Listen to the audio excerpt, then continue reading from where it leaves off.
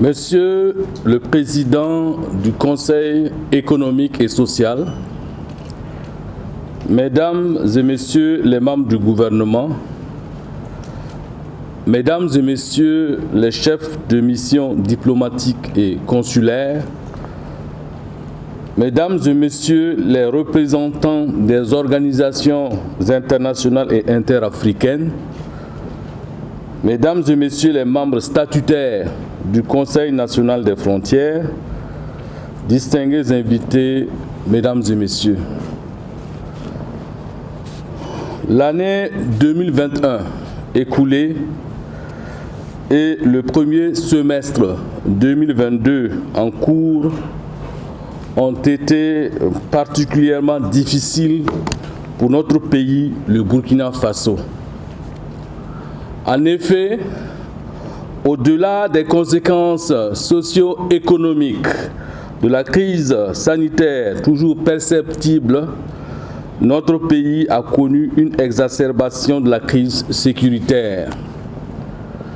Cette situation s'est caractérisée par des attaques de groupes armés terroristes visant particulièrement nos forces de défense et de sécurité, de même que les volontaires pour la défense de la patrie, qui se battent inlassablement pour la défense de notre pays au prix de leur vie. Malheureusement, ces attaques n'épargnent pas non plus les populations de certaines contrées du territoire national, principalement des localités frontalières. Dans ce contexte sécuritaire préoccupant, marqué par un déplacement massif des populations et les départs des services publics de certaines localités, la transition que nous conduisons sous le leadership de son Excellence M. Paul-Henri Sandaogo Damiba s'est fixée pour mission principale de restaurer notre pays dans ses limites territoriales et de ramener la paix. C'est le premier axe de la politique du chef de l'État pour qui l'intégrité du territoire est une question non négociable. Aucun effort ne sera de trop pour nous permettre d'atteindre cet objectif qui est une attente forte de notre peuple. C'est aussi le cri de cœur de toutes ces populations déplacées internes, meurtries dans leur chair et dans leurs âmes, et qui ne demandent qu'à retourner vivre paisiblement dans le terroir de leurs ancêtres. Le défi est énorme et la solution à notre portée si nous acceptons de surmonter nos divergences au profit de l'intérêt général.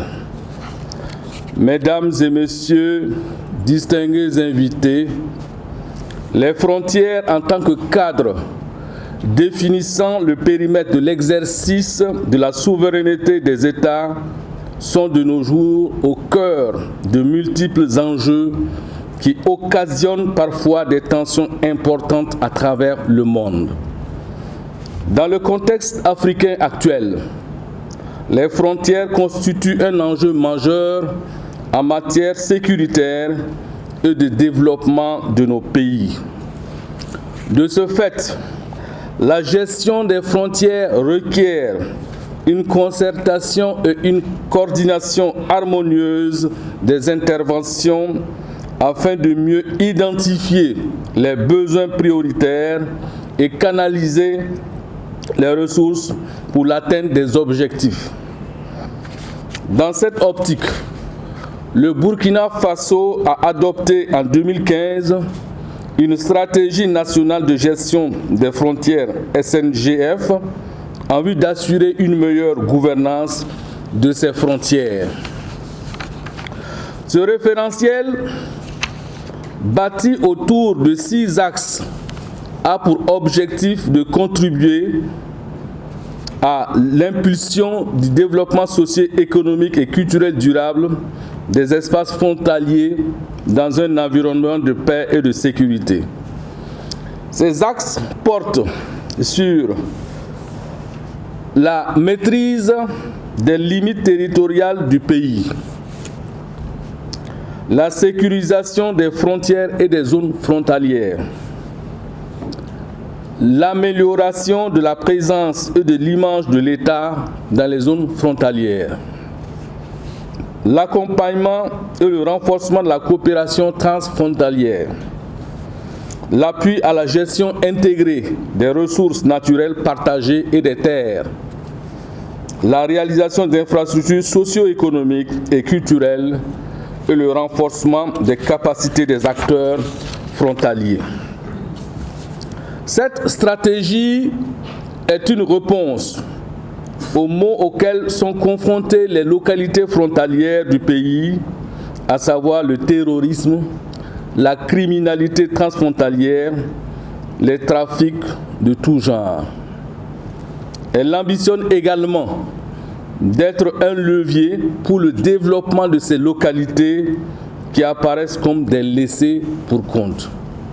Mesdames et messieurs, distingués invités, la réussite dans la mise en œuvre de cette stratégie requiert nécessairement l'implication de l'ensemble des acteurs et une synergie d'action.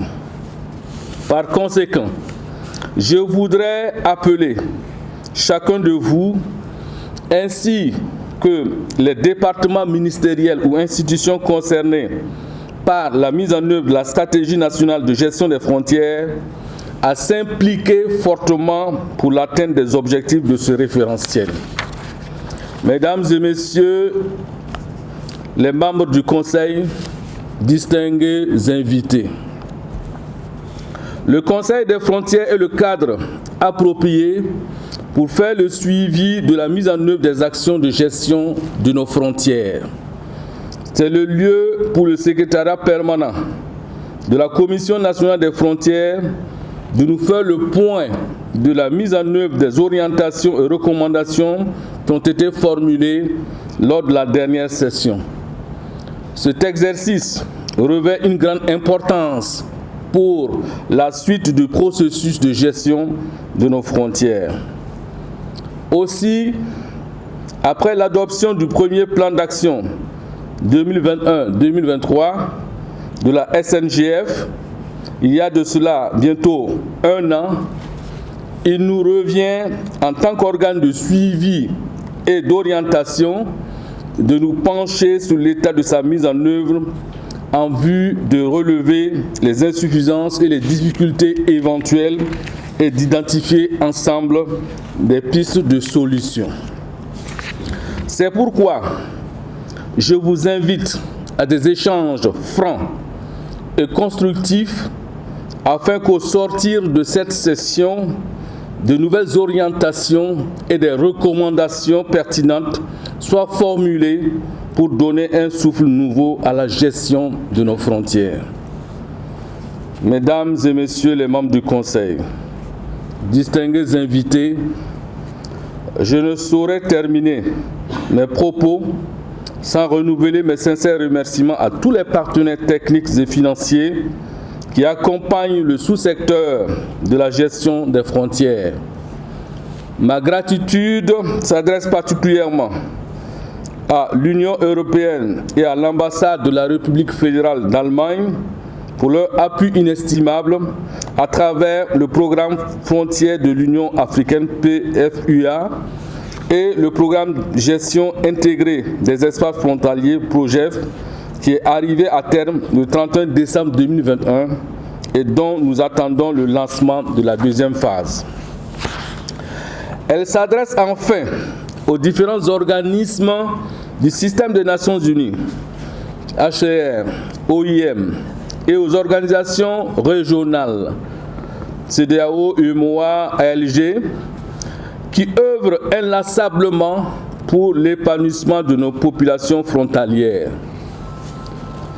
En souhaitant plein succès à nos travaux, je déclare ouverte la première session ordinaire du Conseil des frontières de l'année 2022. Je vous remercie pour votre aimable attention.